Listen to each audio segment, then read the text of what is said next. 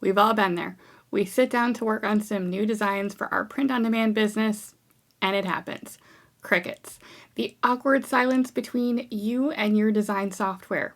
You're ready to work, but your brain didn't get the memo. So for this video, I'm going to share with you my top 5 strategies that I use to combat these moments where I'm ready to get creative and my brain says, nope, not today, sister. And be sure to stick with me because number 4 comes with a special bonus gift from me to you for a limited time, and number 5 is truly a game changer. In case we haven't met yet, my name is Mandy and is the owner of multiple 6-figure businesses, including Etsy print-on-demand shops.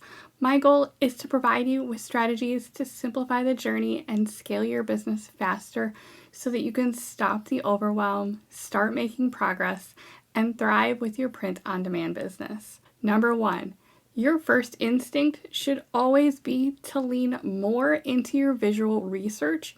In particular, if you are still trying to understand where the demand is, you should be spending at least 30 minutes every day simply scrolling and building in a strong habit for paying attention and letting your mind absorb what's out in the marketplace. Not so that you can copy, but simply so that you can understand what is in demand, what people are buying, what some current styles are, and ultimately start building your expertise and knowledge in what makes a good design. The more you can repeat this skill building habit and then practice it, the more creativity you will naturally build and accumulate over time that you can draw from. If you're on Etsy, don't necessarily search just for specific niches. Go broader, zoom out, then you can discover marketplace demand that you can bring into your niches. Broad product-based searches like shirts or mugs, or broad aesthetic terms like retro or vintage or cottagecore work well so that you can get a more zoomed out view and just see what's out there. Use this as an opportunity to look for clues of demand and bestsellers before there's even a bestseller badge. I know you've heard me talk about those little red magic words as strong indicators of success. Now's your chance to put on your pirate hat and start looking for those treasures of inspiration. Remember, success leaves clues. You can also do this in places like Pinterest to see various ideas, as well as on sites that may be more specifically related to your niche. For example, if you are going for more of a nature or outdoorsy aesthetic, sites like Patagonia or REI can offer some great sources of inspiration. Look for filter categories like bestsellers or new to see the latest styles. Notice that I said visual research on this one, not data analysis. Generally speaking, I find diving into keyword research less helpful for design ruts. It becomes far too easy to start to spiral into analysis paralysis and staring at numbers. We want inspiration and creativity to flow, and building your expertise in creating designs that sell is a visual exercise that you need to get in the habit of repeating. Number 2, create an inspiration or trend board so that you have some quick ideas to draw from at any given time. You can do this in Canva or wherever else you like to create designs. Think vision board, but for print on demand. As you're scrolling different sites, screenshot what you see and upload or add it to your trend board. This could include things like full design styles or color palettes within a design, fonts that stand out, design layout or placement that looks interesting. As you then sit down to start creating new designs, use this inspiration board as an ongoing guide to help you think about styles, elements, fonts, colors, and more that you can incorporate into your designs. Perhaps you add in Etsy's and Pantone's colors of the year for some inspiration. Make this a living document and update it as you find new trends and inspiration.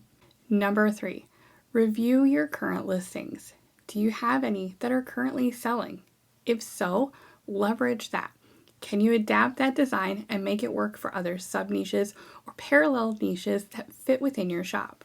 Could you make a new variation of that design with a different color palette or by swapping some of the elements or the fonts? If it's not already personalized, is there an opportunity to create a new version from that with the personalization incorporated? Is there a complementary product that you could use with that proven design that you could test out in your shop? If you had it on a mug, would it also make sense on a tote, or vice versa? This has the ability to then be a matching product, so you could even backlink it to each product and potentially encourage an upsell. Number 4, grab a calendar and look about 8 weeks out.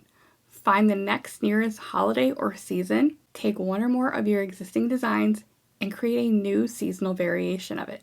If you can do this with a design that's already been performing well for you, that is ideal. And if it's connected to a specific niche, that's even better. If you'd like a done-for-you calendar, I am offering my listing and niche calendar for a limited time as a freebie that you can grab in the description.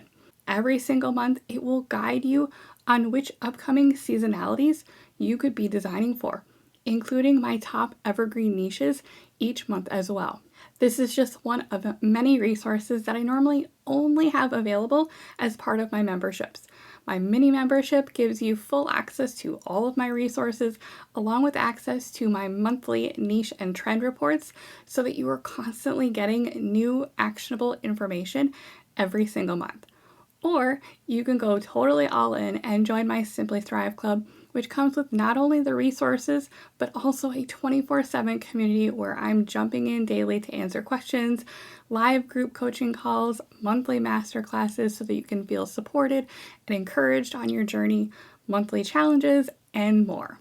And last but not least, number 5, and my personal favorite, when I am fully in my design rut era. Head to ChatGPT, use a little AI magic, and prompt the design ideas to roll on in. Yes, this is going to be largely for text-based designs, but in many cases, you can incorporate design elements and variety just from some simple phrases. Here's a couple examples on how to prompt it effectively. The first example is for coming up with phrases that will speak to your ideal customer. Remember, for highly desirable products and designs that sell, the more they resonate with a specific ideal buyer, the more likely they are to convert to a sale. For example, give me 30 funny phrases that I could use for a shirt design that only a school counselor would understand. Simply replace school counselor with your specific customer's identity. This could be for a pickleball player, poodle lover, mom of twins, or hockey dad. There is truly no limit to the possibilities here. You can also combine niches to come up with something totally new and interesting. For example, give me 30 sarcastic phrases that I could use for a mug design that only a Siamese cat owner who loves books would understand. Simply replace Siamese cat owner with your specific customer identity or a niche, and replace books with another popular connection. This could be coffee or wine or a hobby. And finally, another great example I like to use is for couples or group designs. For example, family vacations are a great group niche, but you'll want to think about incorporating a specific theme so that you can stand out. So let's make it interesting. For example, give me 30 funny, most likely to phrases that I could use for group family vacation shirts with a camping theme. With this type of phrase, you can either leave in or take out the most likely to phrase, but this design style does do particularly well. And remember, to cut through the competition, you want to be able to have some unique themes or concepts. So that is also why I like incorporating that theme at the end. You could also replace family vacation with bachelorettes, or his and her couples, or family cruise. Even though these will work well for text-based concepts, that doesn't mean they have to be boring. You could still bring in some popular font styles when it makes sense to, or combine fonts, for example, a bold line of text on the top with, for example, a popular varsity font combined with a script line of text below it. Or you could use part of the phrase on the front with a bold statement and the remaining down the sleeve to really capitalize on the sleeve print trend. And when all else fails, don't force it. Forcing yourself to design when you're just completely uninspired rarely results in a design that you'll like. So if your brain doesn't respond to any of these strategies, don't beat yourself up about it. Sometimes it's just your brain's way of telling you that it needs a little creative break.